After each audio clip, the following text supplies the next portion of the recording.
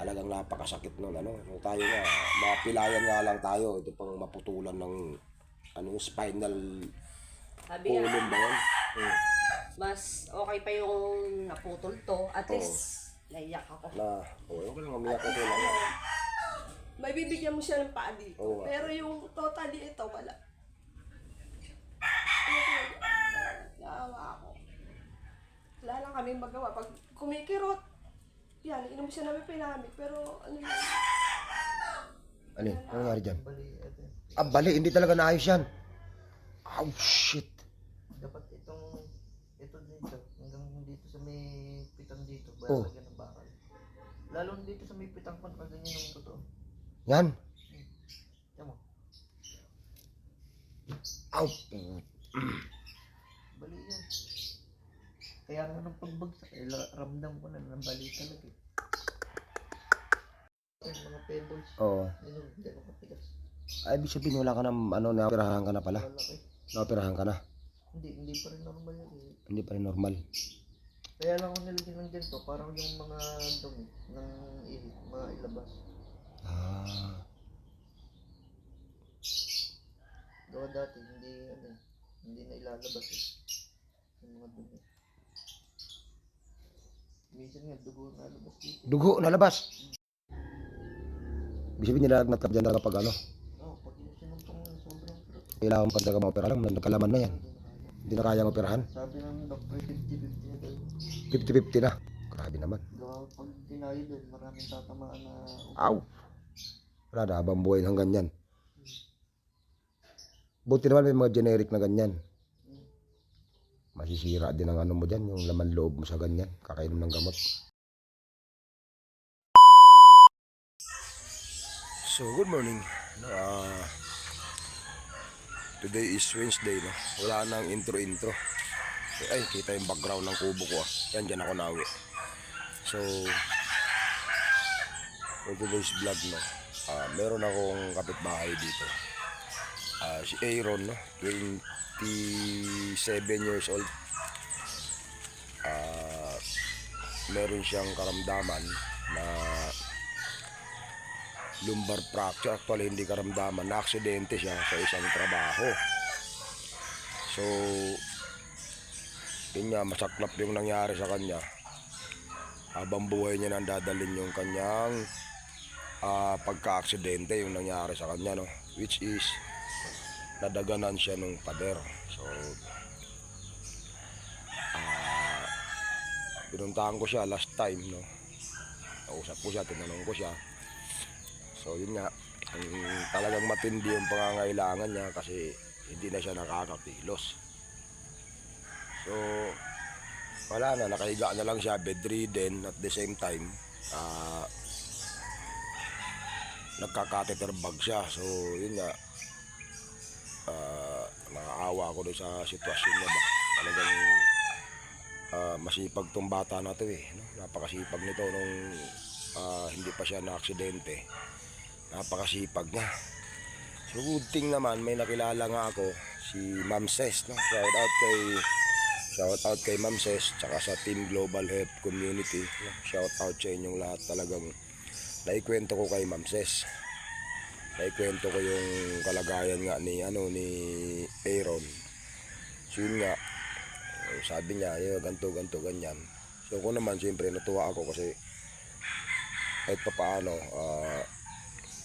mabawasan yung konti yung gastusin ni Aaron sa pambili doon sa kanyang pangailangan, gamot at saka yung catheter bag, which is napakamahal pala nun yung catheter bag niya. So, good thing nagpadala ng abot sila ng konting tulong, no? Yung Team Global Health Community, NAMSES, nagpaabot ng konting tulong para kay Aaron. So, ito na yung pera na binigay para kay Aaron. So, iabot natin ito ngayon kay Aaron. Sakto, nandun pa yung nanay niya, hindi pa nakakaalis. Okay, so tara, let's go. So, ito na. So, andito na tayo. Shhh, Dogi! So, si Aaron, ito yung kalagayan niya. So, nakaraan, nakahiga siya dito. Nakahiga siya dito sa higaan niya. Ilang taon ka na nakahiga dito? Mag-aanin na. So, more than 6 years na siyang nakahilata lang dito. So, good thing naman is tuwing umaga ito ginagawa niya. Nagkakape siya. Nakaupo siya dyan. Kaya gulat nga ako. Kala ko siya lang mag-isa bumaba. Binuhat siya ng nanay niya. Ito pala nanay ni Aaron, no? Si Ate Ana. So, ang trabaho ni Ate Ana is BHW. So, yun lang yung pinagkukuhanan nila ng source of income talaga. So, magkano lang naman ang binigay. Uy, tao? Yun, no? Kapatid pala ni Aaron yun, estudyante din. So, yun lang naman yung pinagkakuhanan nila ng talaga source of income. And at the same time, para pa kay Aaron, mahal ng catheter bag nito. So, ito na yung inabot na pera, no? Ma'am Ses, ito na. So, para wala tayong kasi may mga nagsasabing tao na yun nga, ganto tayo. Iabot na natin to kay Aaron. Ayan. Bahala ka na magbilang, Aaron. Ayan, oh. Oh, ayan, nakita ko na sa video, ha. Oh, ayan, oh. Aaron, oh. Bilangin mo yan. Si Ate Ana pala is papasok pa yan ng 8. So tayo naman, papasok din tayo. So si Aaron nga pala, no, nakaka-catheter bag to kung manonotice nyo. Hindi normal ang pag-ihi nito, which is yung talagang, tinan mo yan. Nakaka-catheter bag yan, hindi normal ang kanyang pag-ihi. Pagdumi niya, dinudukot ko na. Yung pagdumi, dinudukot pa sa, grabe naman, dinudukot talaga. Hindi siya lumalabas. Pag dinukot, wala kasing damdam to. Manhid. So kasi parang Paralyzed na yung baba niya. Bewang pa ko. yun, so half of the body talaga is totally paralyzed na. So kung makikita mo yung binti niya, hindi na normal yan. Hindi na normal yung kanyang binti. So, Pwede mo rin pakita yung likod niya. yung likod niya, nakita mo yung buto sa likod niya, nakaganon. Yung likod sa pyo, nakakaano naman. Ayan, teka lang. Ayan, ayan. Kita mo yung mga buto. Oh, shit. Yan, kaya hindi siya makaupo ng normal, natutumba. Ito, talagang totally damaged yan. Ayan. Nakalabas yung buto niya dyan. Shit. Ano ba yan? So kaya naapektuhan talaga yung good, hindi na igagalaw talaga to, wala talaga. So this one is wala talagang Paralyzed na yun, wala. pakiramdam. Tingnan mo naman, butot balat na lang. Ayan, Pinapakanggat nga ng langgam pa ako, hindi ko naramdaman. Hindi mo ramdam? Ang wawa naman. Pero may ugat pa yan kasi buhay pa siya, di ba? Kaya lang wala talagang Wala ng purpose. walang lakas, parang Paralyzed na. Okay yung bewang pataas. Oo. Ang katawan niya sa pataas. Kaya lang, yung sa pababa. Na talaga, totally damaged. so ang nito is Pagbagsak ng pader sa kanya. yung pag-ihi talaga. At saka ang kwento. Nagpe-break. Manormal yung pag-ihit pagdumi. Kasi sa atin ang normal, di ba? Yung Oo. iba dumumi ng 2 araw, 3 araw. Masama na yun, delikado na yun. Sa kanya palalo. Hindi talaga lumalabas kung hindi mo dudukot. Yun ang naging effect ng pagbagsak ng pader sa kanya. So alam niyo, masipag tong batang to. Estudyante to noon, nung malakas pa yung hindi pa na-aksidente. Saan nga nangyari? Takay tayo, di ba? Sa silang. Susupport din yan doon sa bunso. Isa dito sa nagpapaaral doon sa bunso nung hindi pa siya na yung bunso nila nag-aaral din. Isa din siya sa nagbibigay na pambaon. Masipag to, nakakalikot na ng motor, nagme-mekaniko na construction, sideline habang nag-aaral. May problema nga na aksidente. Ayun, nangyari sa kanya. Lumbar fracture ang nangyari. Talagang napakasakit nun. So tayo nga, mapilayan nga lang tayo. Ito pang maputulan ng spinal column ba yan? Mas okay pa yung naputol to. At least, naiyak ako. Umiyak ko lang. May bibigyan mo siya ng pali. Oo. Pero yung totally ito, wala. Naawa ako. Wala lang kami magawa. Pag kumikirot, yan, inom siya namin pinamit. Pero ano yun? Talaga naawa ako. Wala lang magawa talaga.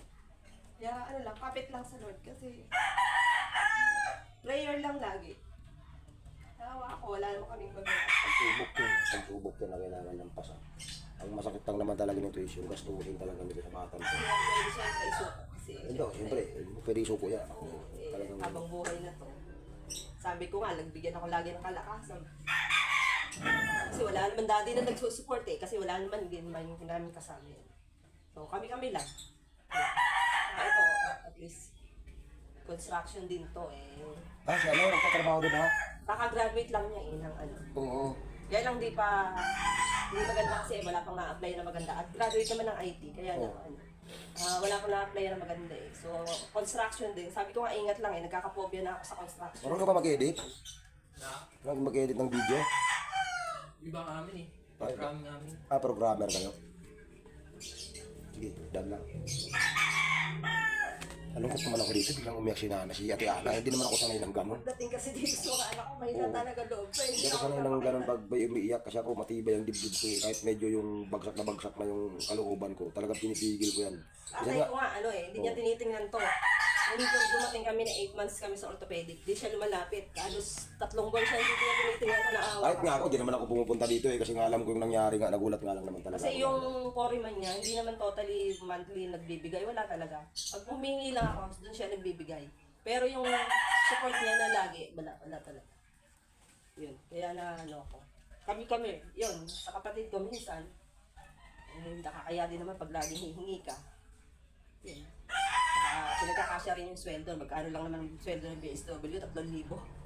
Saka yun nga, kung saan ako na nagko-construction ngayon, hindi paano pagkasya, hindi kung paano kaya. So yun, Ma'am Ses, maraming salamat po ah. Yeah, thank you po. Natin yung pera doon sa nanay, bahala ko na din ate. Thank O, you yan, po, so, ma'am. Thank you po. Malaki tulong po sa kayo. Napakalaking blessing po. Pagpalay po kayo ng Lord sa mga taong ginagamit po ni Kuya Nawi. Salamat po. Saka sa ginagamit din ng Lord para tumulong sa amin kay Aaron. Salamat po. Pambili po ng catheter niya tsaka ng mga gamot niya, diaper. Yung sa catheter niya kasi maraming binibili na pag nagpapalit siya mga gloves, kailangan ng betadine, ng cotton buds, ng alcohol, ng itong urine bag, may catheter. Ang catheter halos kulang 100 ng isa eh. So, weekly nagpapalit siya. Eh, minsan nagbabarado pagka napapaaga minsan. Wala pang 1 week, nagpapalit na eh. So, weekly yan, nagpapalit talaga. Salamat po sa inyong lahat. Team Global Health Community. Team Global, salamat po. Yun. Saka kay Ma'am Ses, Ayan po. all the way from Canada. Bibigay ko na po kay Aaron, siya ng bahala. Kasi minsan nakagat ko sa Lazada dun sa mga ginagamit ko sa catheter niya. Ayun, okay. Thank you po. So yun, Aaron, oh. Maraming salamat po sa mga tumulong po. Yun, mayayain yung bata. Oh, God bless mayayain. you to, Kuya Nawi. Thank you. Salamat sa pagtulong. So yun, hanggang dito na lang, Ma'am Ses. Naiyak ako, ano ba yan? Umiyak si Ate Ana, ano pa yan? Hindi ako sanay nung... Pero yun, thank you, maraming salamat, no. Sana, ito naman, hindi na natin masasabi na magpagaling ka. Ang masasabi ko na lang kay Aaron is magpalakas. Kasi talagang yung kanyang kalagayan, lumbar fracture, bedridden for life. Actually, yung sabi ng doktor, diba, parang 50-50 na. Ano pa siya, magawa. Pag inopera. Pag inoperahan is 50-50 na mabuhay siya or hindi. So, na yun ang nakakatakot, di ba? So, napakahirap naman nung ganun na magpapa-opera ka, sabihan ng doktor na mahirapan ka makarecover. So, yan. Gusto nga nung doktor ko sa hospital ng doon muna. Gusto yung opera ng bago doon sa rewa pa. Mas maganda daw opera yung Oh, sa mas rewa. maganda yun talaga, dapat. Kaya lang. Hindi naman tinulong naman eh. Forman eh. Ang masakit kasi nito, yung pinagtrabahuan niya, yung foreman nila. Wala din ako alam masyado. Walang binigay na. Mayroon naman pero hindi. Pag nagsabi ko, magbibigay lang ako muna 1,000, 2,000. Pero yung magtapos ko na opera, hindi nagbigay. Kaya natagalan. Yun yung malungkot na nangyari sa kanya. Kaya dun sa mga nagko-construction, be sure talaga na meron kayong SS, PhilHealth, kung ano-anong benefits. Kasi in the future talaga, mga gamit niyan. So, tulad nito, walang SS, di ba? Wala lahat. So, yun, nangyari sa kanya. Kaya pasan ng magulang. But anyway, ganun talaga ang buhay. Laban lang. So, maraming salamat po, no, Ma'am Ses. So, tayo naman ipapasok pa. God bless you all, no? To those people na talagang, ako naman ginamit lang naman ako dito para to share, also to help also this kind of people na talagang medyo hindi na kayang gumalaw ba, so hindi na normal yung paggalaw nila. So dati pa naman ganito na tayo eh, although we are I'm out of funds, but tinutuloy-tuloy lang natin in a small way So yun nga, pag may tumulong, abot, pag ano yan, bigay ko rin. Tayo naman, yun, know, doon tayo nagiging masaya, no? So yun yung talagang pananaw natin sa buhay na makapagpasaya tayo ng ibang tao. Kaya lang, minsan na mayroon tayong napapaiyak, tulad na ano, napapaiyak natin. Hindi naman yung sa sakit, sa lungkot, napapaiyak natin sa saya. Kasi kahit papaano, nababawasan yung kanilang burden, yung bang gastusin nila sa tulad nito. Example, yung catheter bag nito, nasa halos 500 plus every week. So, wala namang source of income. Sabi nga ni Ate Ana is yung magkano lang yung sahod ng BHW.